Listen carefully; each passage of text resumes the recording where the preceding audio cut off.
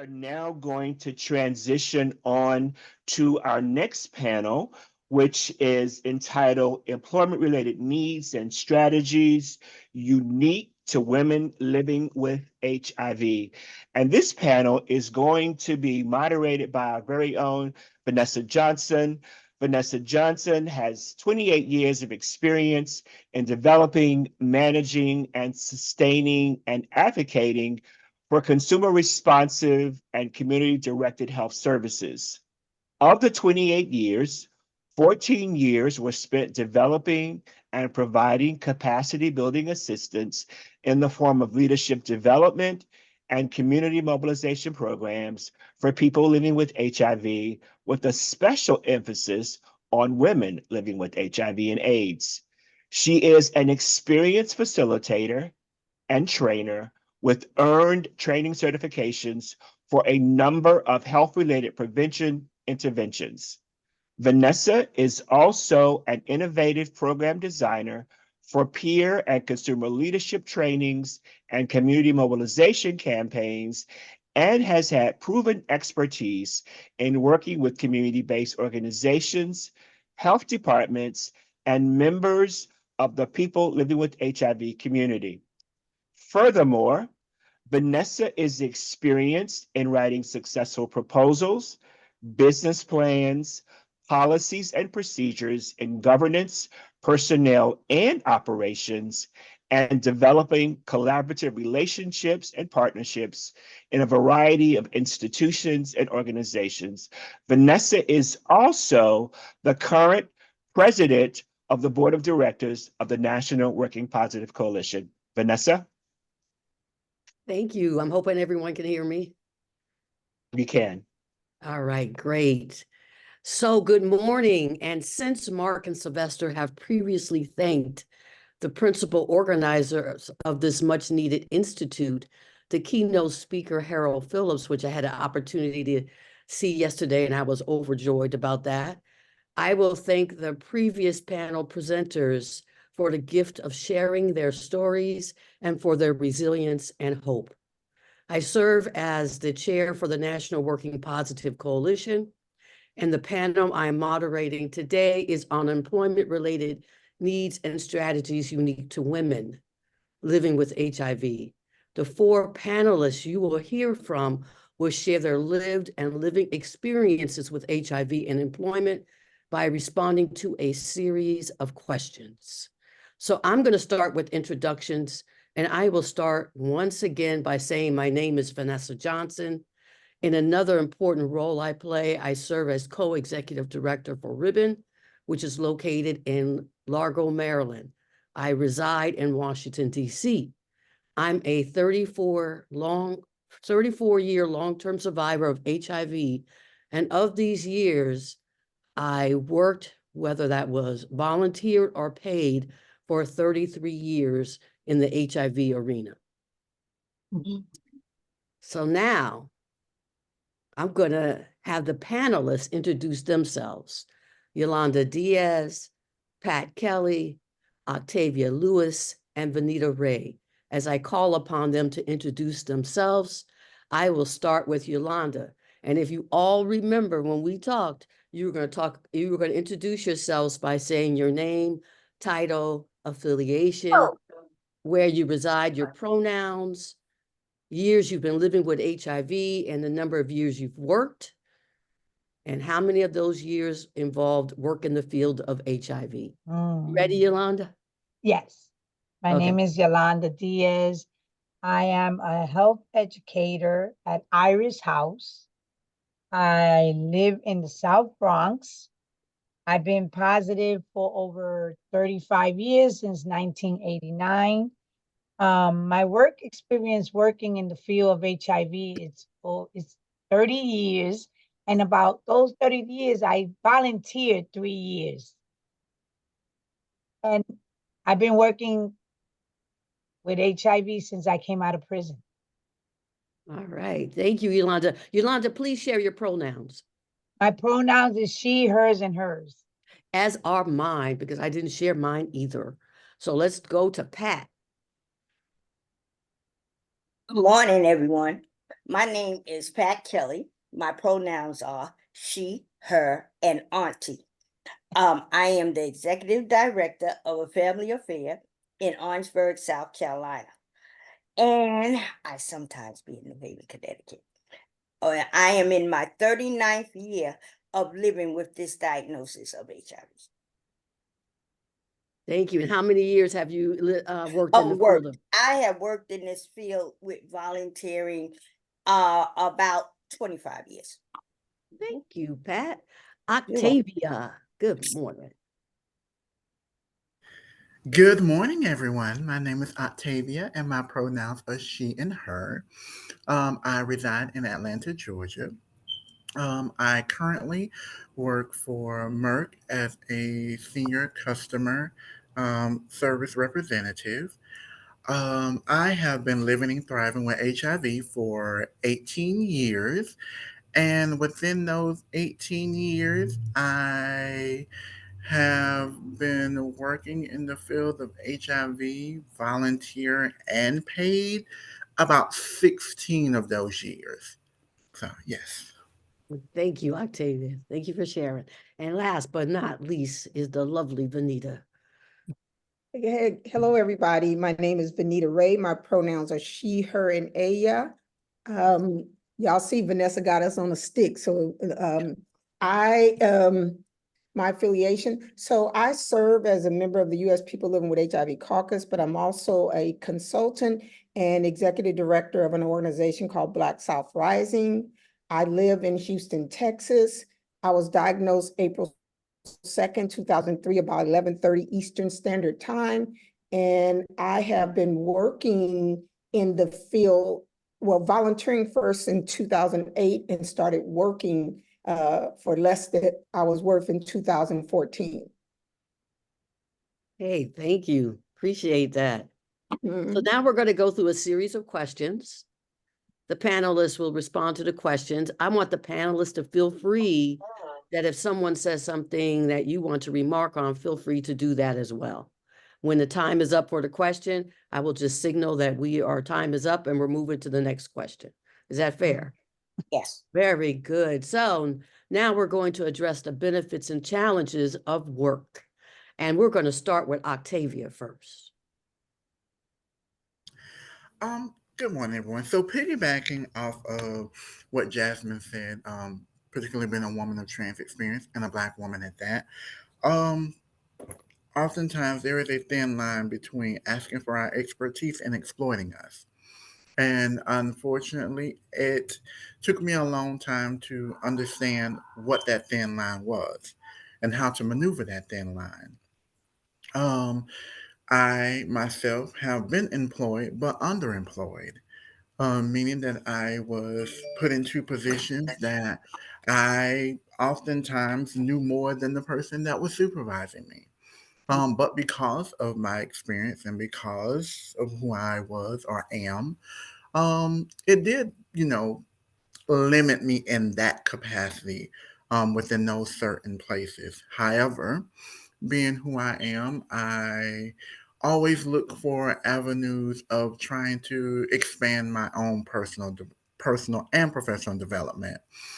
So again, I started my humble beginnings as a person that was on the community advisory board, worked my way up to being an HIV tester and counselor, then worked my way up to doing some case management, and then went on to be a project manager. And now I am working for a pharmaceutical company. And so, again, I say all that to say that I received plenty of no's before I got that one or two yeses that has allowed me to get to where I am now. Um, there have been, times in all transparency, in my working career where I wasn't making enough. And truth be told, yes, I did have to sell my HIV regimen because I had to sell what was going to bring me the most money because I needed to survive. And so it was a choice. And so I knew that that wasn't a choice that I wanted to continue to have to make. So yes, I did make some choices to go back to school to further my education because I wanted more for myself. However, I do believe that everyone that is working should be, paid a living wage, regardless of what anyone is doing, because we are all valued. We are all important.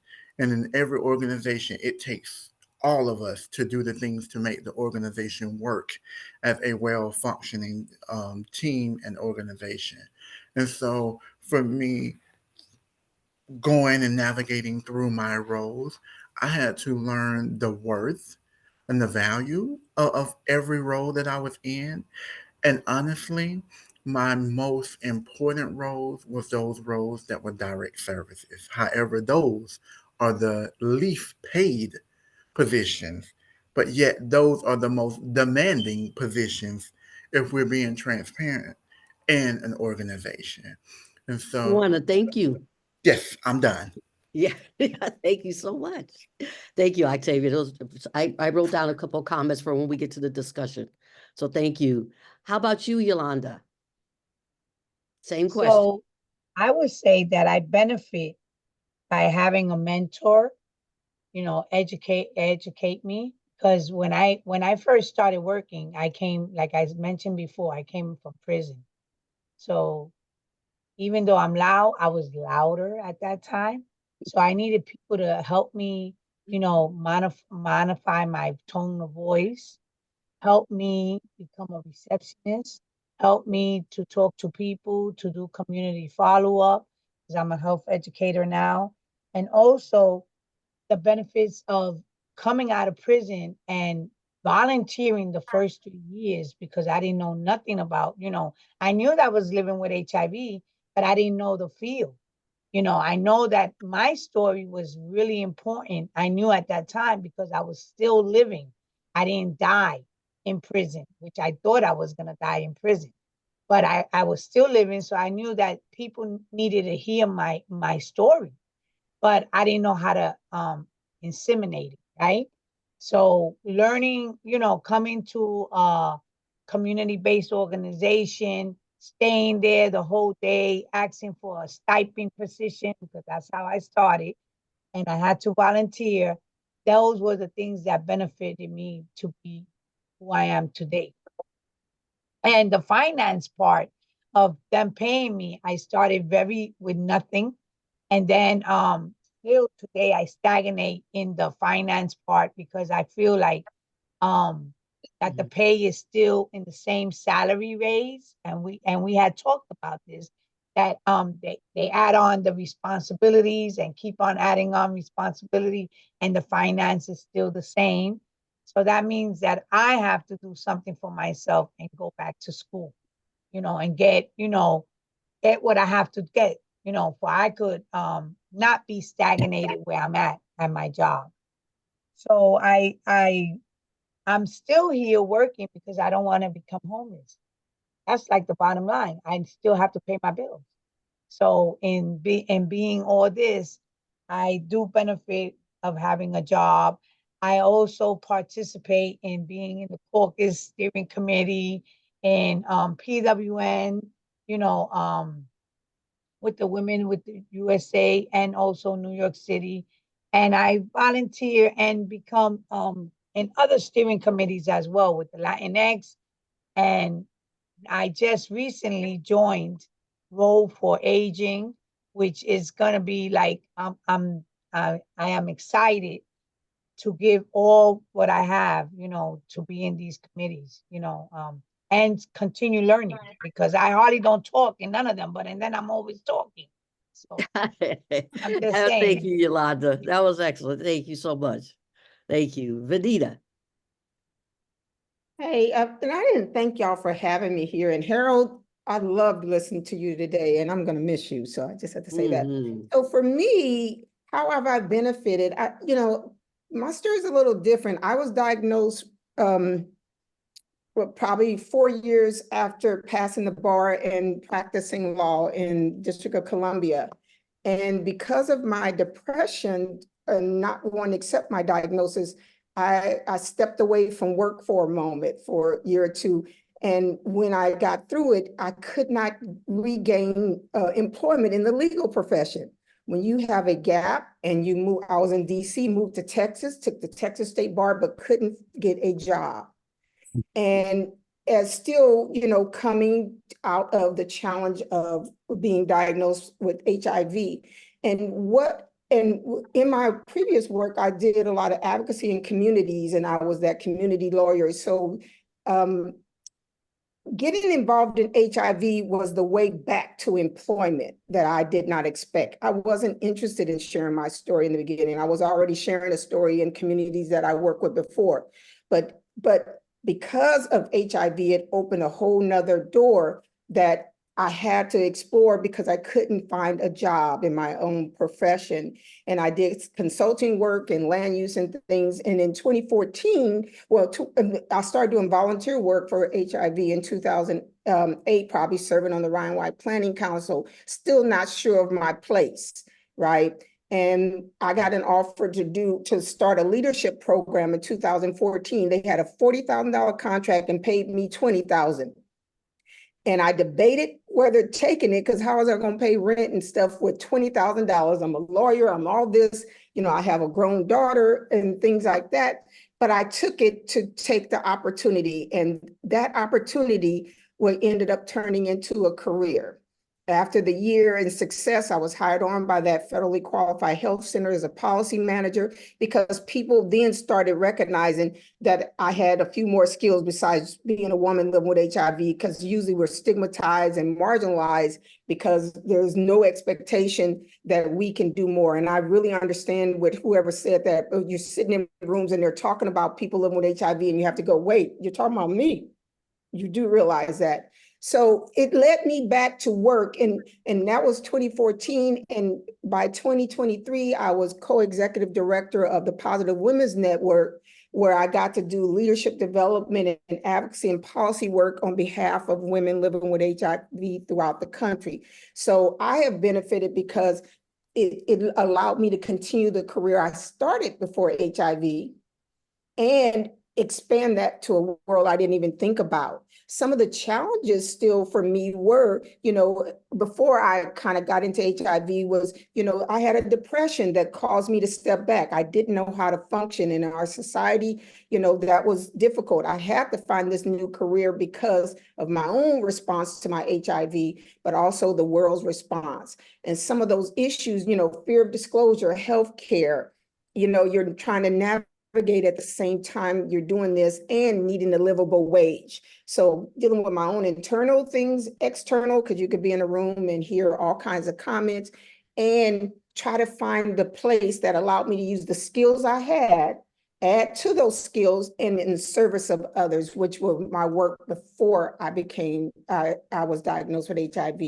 So for me, I've been able to, when I look back, it was a difficult road, realizing I went to school all those years and didn't practice law, but I'm not sorry, because I've always been a person who wanted to serve others, and I've been able to use those skills in multiple ways, as well as more skills to serve communities living with HIV and beyond, because those skills are transferable, and to inspire and encourage others to go to school and to stand up for economic justice. In the beginning, I told a story. You are an advocate, and you are going to let Pat talk now. Oh, okay. Thank you. I love you. You are. I love the story, but we got to move on. We're going to have Pat share her story. Thank you, Vanita. Okay. Thank you. Thank you for having me here. I have benefit from my work on a personal level, because idle time is the devil's playground. And because I had a drug addiction and a bad prison record, it was hard and difficult for me to get a job, even though I had graduated from college, with honors and stuff. But I got into the drug culture, and that took me to jail. And it was while I was in jail, I found out I was positive with HIV. And I had suffered from depression as a youth. And at the age of 16, when I attempted suicide and ended up in Bellevue psychiatric ward, they didn't know where to put me, because I was 16 and too old to go to the children's wing, but yet too young to go to the adult wing. Well, I ended up on the adult wing and I stayed in the psychiatric ward for a week. The reason I was there for just a week is because my parents didn't have the insurance for mental health for me at that time. So they had to pay for that week, hospitalization for me out their own pockets. And that was sort of costly. And so I went on, in the Black culture, you don't have a problem, get over it, you're going to be all right. And so that's what I did. But I realized that I really had a mental health problem.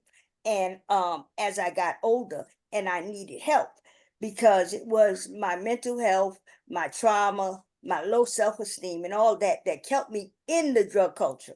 I was diagnosed back in 1985 when there was nothing to assist us. There was no counseling, there was no services, there was nothing. And so I had to deal with this stuff on my own. And the only way I knew how to deal with it was drugs, just.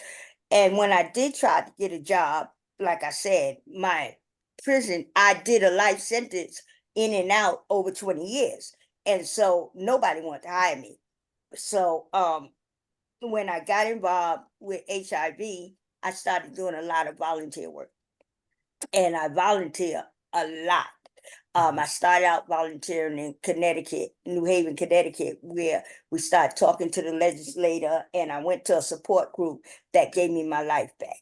I thought that it was the end of the world, but when I went to that support group with that loving woman, Miss Elsie Cofield, she made me feel alive. She emulated Jesus' love to everybody. She buried people that was dying, and the love she shared brought me my life back. She showed me that I should not allow the stigma of HIV to take me out of here. And so I went into drug rehab and tried to get some help. And in 2003, I moved to South Carolina and I was diagnosed in South Carolina. But when I had to go back to that clinic, all I could see was death. And although I had graduated in my mind to other things, going back to that clinic made me think about death, how it was in the 80s. And so, and before. And I couldn't stay there. That was a place I could not stay because I knew where that was going to take me. And so I started. Can I just pause you for a second, if you don't mind? And I just want to, there's just such a richness in your story, both lived and living, about what you have been through as a woman who has significant incarceration in your life. But I want to, before we move on, let people know what you're doing right now. Is that you are the executive director of a family affair. How far you have come, Pat? How far? I have been a witness, Well, fighting and loving you. So you have one more comment and then we got to move on. Make the comment. Okay, I've come this far from great mentors who have shown me the way. And thank you, Vanessa, for being one of them. Yes. You are so welcome. I am overjoyed. Likewise, you've been one for me too. So there is so much, and I can't wait till we get to the discussion part. But we have one more question, and I am so grateful that all of you, Yolanda, Octavia, Pat, Benita, have shared your lived and living experiences with HIV and employment. So let's talk about women living with HIV and employment in general. Let's talk about the challenges that women living with HIV have in seeking employment, maintaining employment, or considering a career, and how can these challenges be addressed? Vinita, I'm going to save you for last, okay? I'm going to have Yolanda start us off. I would say that the challenges for women living with HIV going back to work, it might be changing from HASA, what we call it HASA, the benefits, into going into work.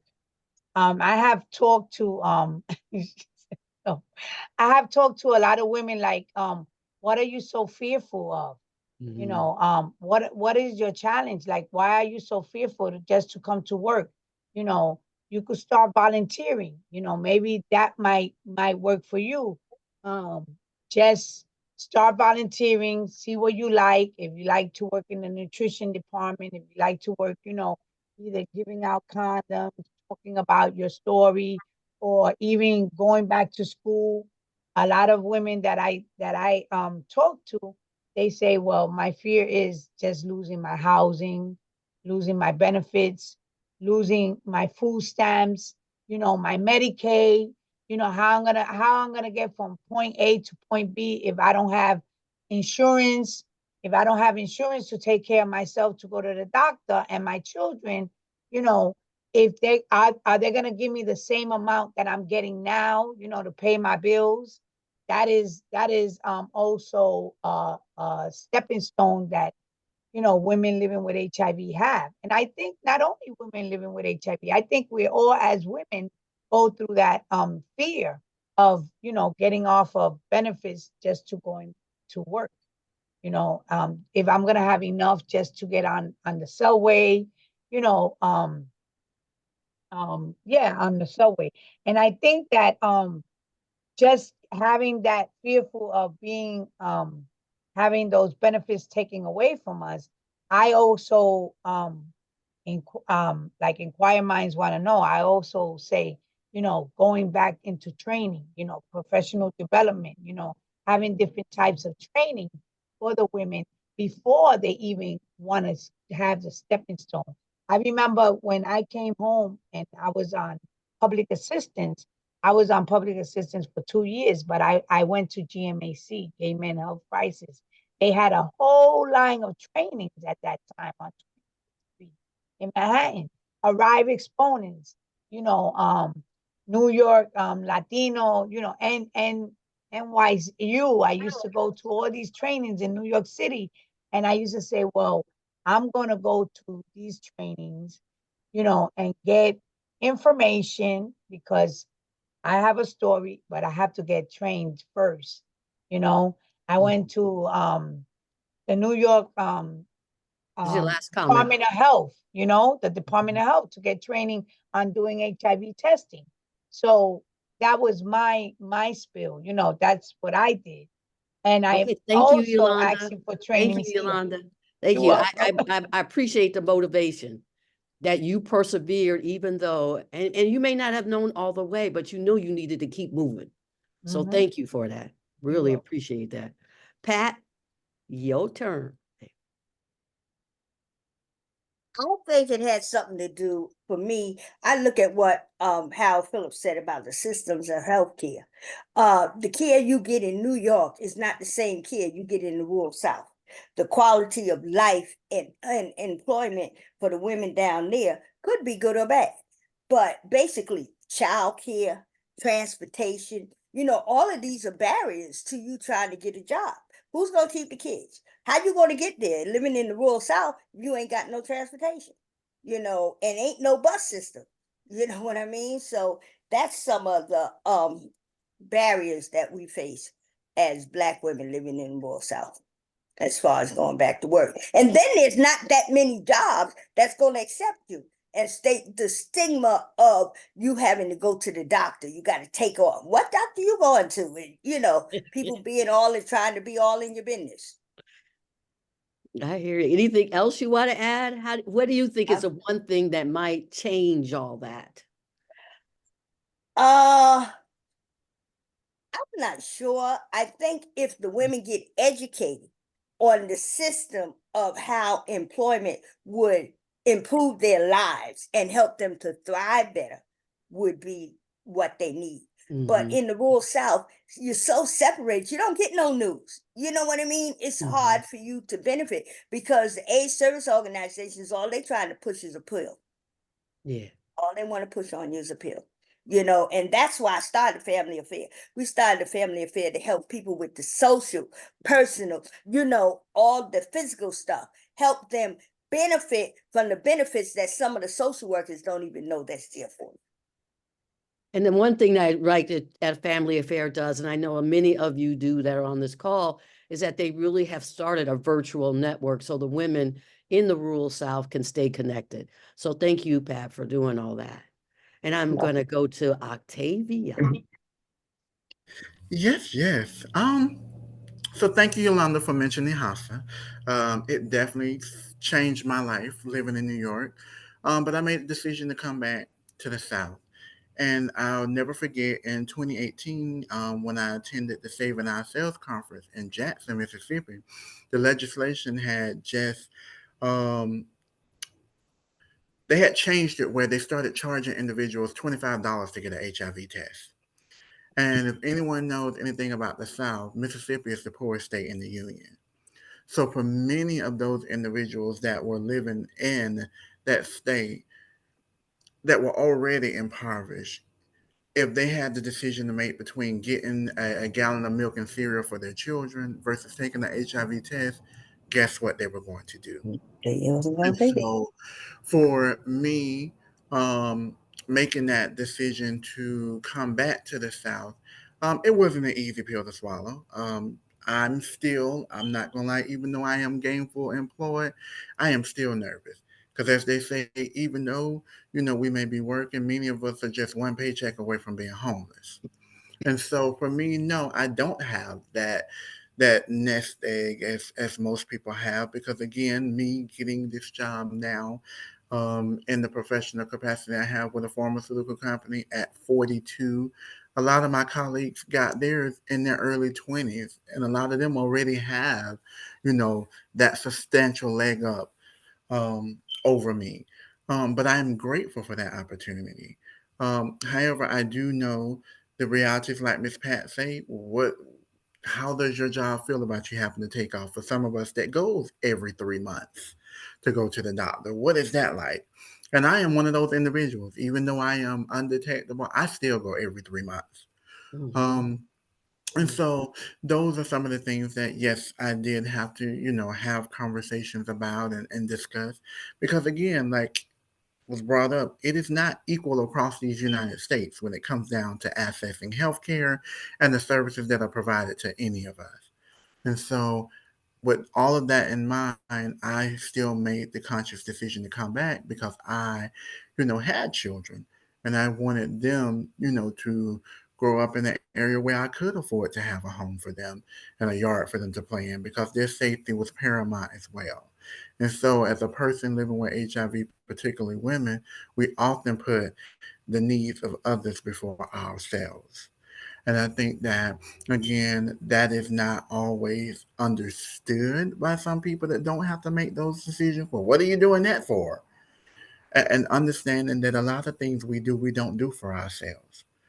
Being a woman, and particularly Black and brown women, there is not a lot of self gratification that comes along with it because we were not taught those things. And so, again, I am just grateful to be where I am, but I also acknowledge the challenges that came along the way. Thank you, Octavia. Very powerful. Thank you. And now we're going to go to you, Vanita. And it's not because you're long-winded, okay? It's not. Okay, I was waiting for direction. I love what everyone said. I have to, for me, also talk about, before I went to law school, I was that working poor, single parent, teenage mother. And Pat talks about no bus system, but I remember taking 4 buses one way to get to work, having to drop her off at a daycare and then go to work, and 4 buses to come home. And I would leave at dark and come home at dark. Mm. Choosing between, I got to give up this healthcare at this job because I can't afford it. I need to take home a little more. My daughter knew we going to have an eviction notice every month, choosing between rent and food. Now, I didn't have to do that. I made the choice because I was a high school dropout then to go back to school, but it was a long 10 years of doing it. And then after that was diagnosed with HIV. So I understand the struggle of the working poor, the single parent, the no health care, to trying to get services that you got to take time off. Folks don't want time off. A kid getting sick, you don't have health care, let alone transportation. So, we live in a society where paid less.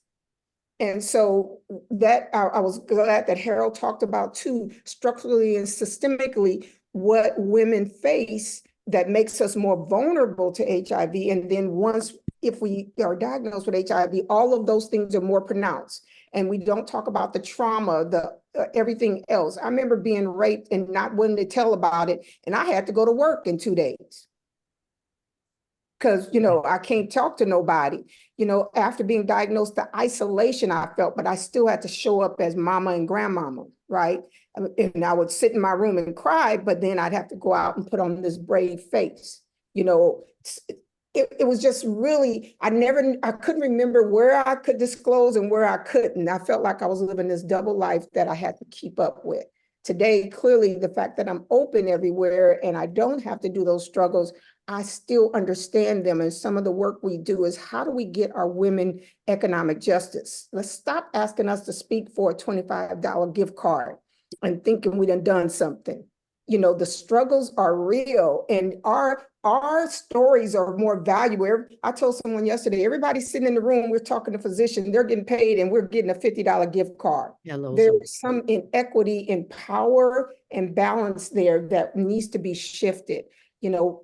This idea that we can only do this and we're worth that tells us value and worth. So if I would, some of the changes I'd make is when you are employing folks who are being paid, and I agree that are in the HIV arena, those folks on the firing line are paid less and listened to less. They have vital information that for decision makers need, but they're not valued in the same way. Please look at, we're not valued for our lived experience. You ask for a bachelor's degree for something that my lived experience could meet. So those kind of screening tools really bar us from an employment when they're really not needed. So look at how we hire, how we pay, are people being paid a livable wage, and stop asking folks living with HIV, especially women, to volunteer, because in 9 chances out of 10, we are caregivers, and we are the people who are providing maybe a sole source of income. We are the community leaders.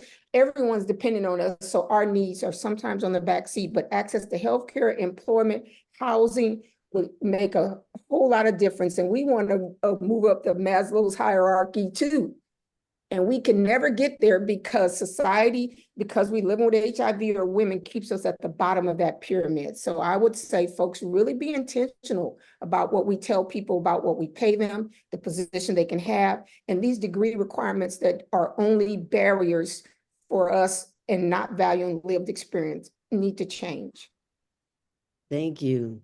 Thank you, all of you, Yolanda, Octavia, Pat, and Vanita, for sharing what our future could possibly look like, because that's what we're talking about. We know a lot of the things that you talked about, a lot of the challenges are still here, and we want our future to be different based on what you say is needed to help women have the option of working if they choose to do so. So one of the things that I want to add in terms of how women might benefit, I'll share my story about vocational rehabilitation. It was vocational rehabilitation that has enabled me to be in the position of being a co-executive director of Ribbon. Much like the stories you've heard, I was volunteering and then I was working not at my capacity. And it was the Centers for Independent Living, and I happened to walk in for another client and was listening to them talk to the client. I was like, well, maybe I should think about doing that too. And went to VESIT. VESIT was the name of the program in New York State at that time. I think it's now called something else. Mark will let you know in chat because he's an expert at this. But that woman helped me. I got my esteem back because she was like, well, why don't you take the bar exam? Because I never thought about taking a bar exam. I thought my legal career was over. Took the bar exam and passed, but I still decided I wasn't going to do law. But it put me on the path of thinking I could apply what I learned in law school to being an advocate in HIV. Best decision I ever made in my life. So I say all of you who are out there who might be rehabilitation counselors, who might be advocates, to really push that, because the people in the HIV arena don't know enough about that. And I know that Mark and NWPC is doing their best, but we could use some help in getting that knowledge out there. So with all that said, we are now going to invite you to engage with us. Please share your questions and comments, and our wonderful panelists will respond accordingly. Mark, you're going to have to let me know if there's any questions or comments. Don't be shy, y'all. Come on now. There was a lot said. Oh, Pat, you have your hand up. You want to say something before Mark lets us know Yes, what's I going on? wanted to say what I wanted to say was, I just want you to know, when we talk about us not getting paid for, the things that we do and volunteer, well, we serve Black women in the rural South, and everything they do, we try to pay them.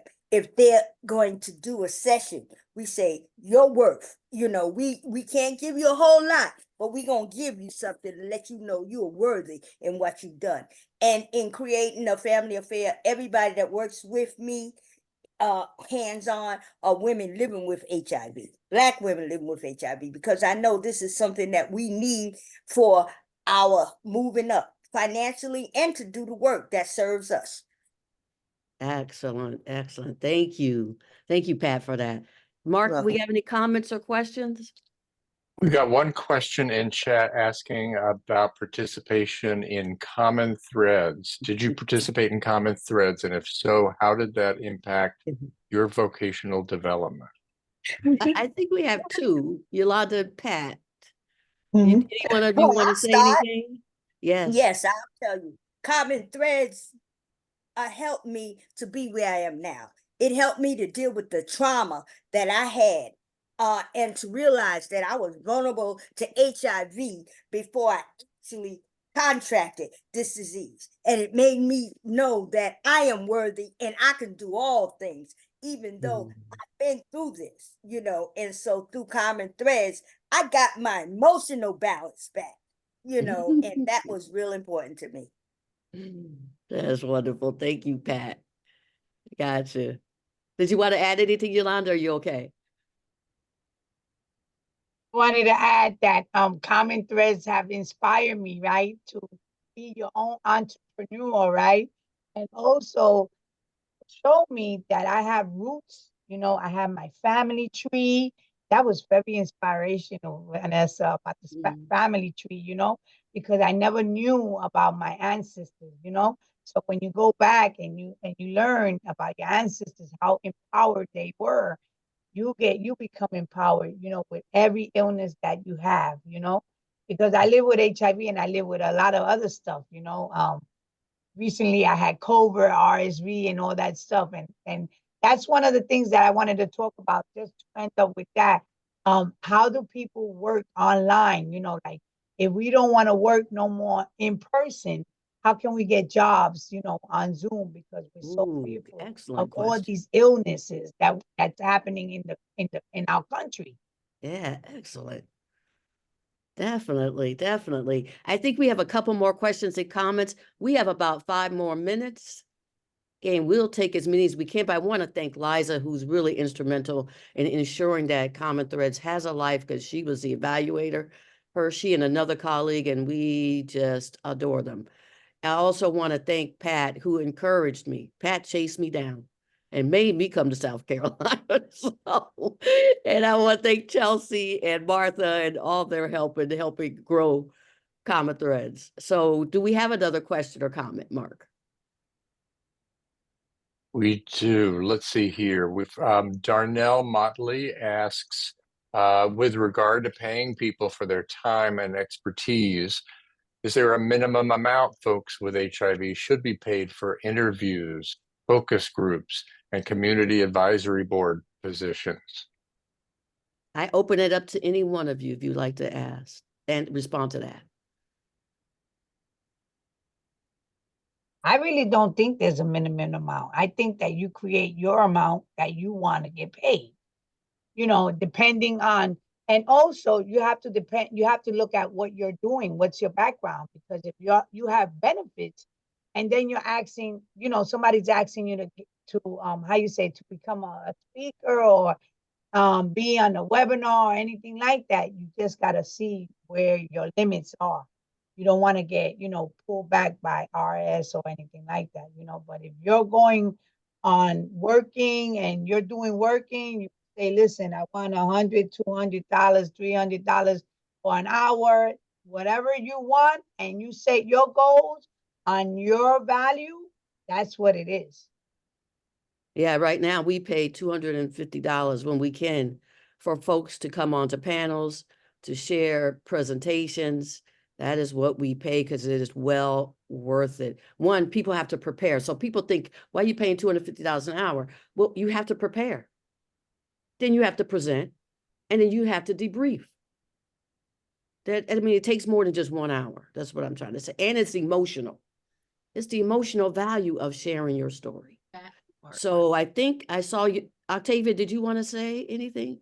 Or No, Miss Benita had her hand up first. Go ahead, that's Miss who it Benita. was, Come on. Anita. No, I would, when whoever answered the question, I would kind of want to say, and you guys have almost answered, what would you want to be paid if you were sharing your private life with a Great room full of question. people? Or how do you, so we at PWN, we created a scale depending on the level of effort and how much it took to to be there. But I also want y'all to think the same value you place on your time, place it on theirs. Because remember, if we earn $100, we're taxed on a portion of that. Gift cards are still, unless our name ain't on them, we can be taxed. So I say our value is similar to yours, and whatever that portion of the time you want to be paid, I think you should pay them for that. Ashe, and one last thing, Miss Vanessa. Also, No, we have time. I just been oh told. no, and also, again, if it's like me, if I'm doing something for one of my fellow colleagues that have a nonprofit organization, I'm not going to charge them the same thing I'm going to charge a large institution.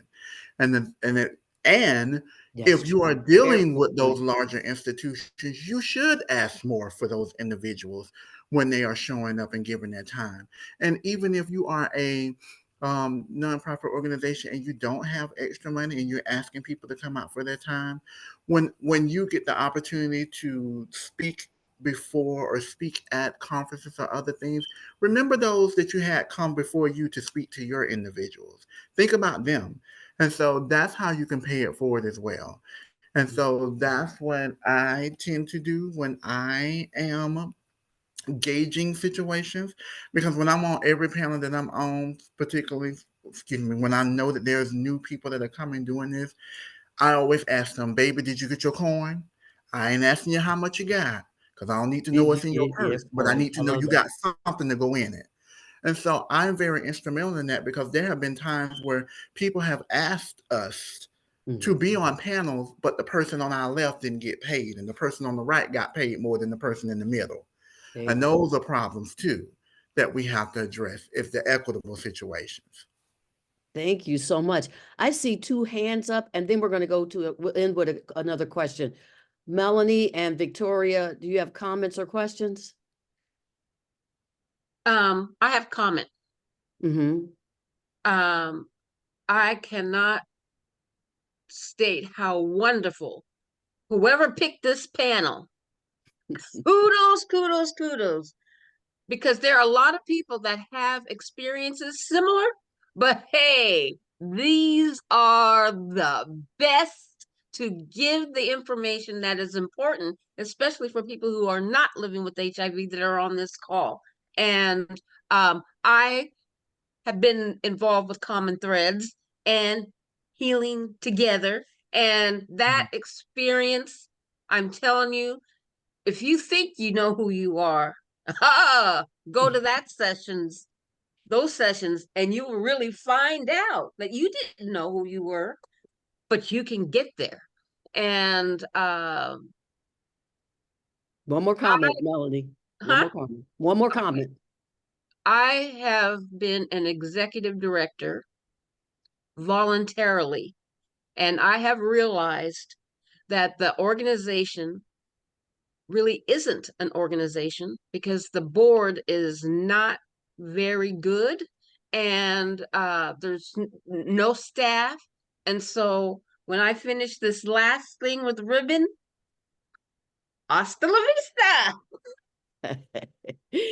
I'm proud of you. I'm proud of you, Melody, because you took action, you learned what you needed to learn, and you made a different decision for yourself. And you will, whether it's be of your own organization or another, be an executive director if that's what you so desire.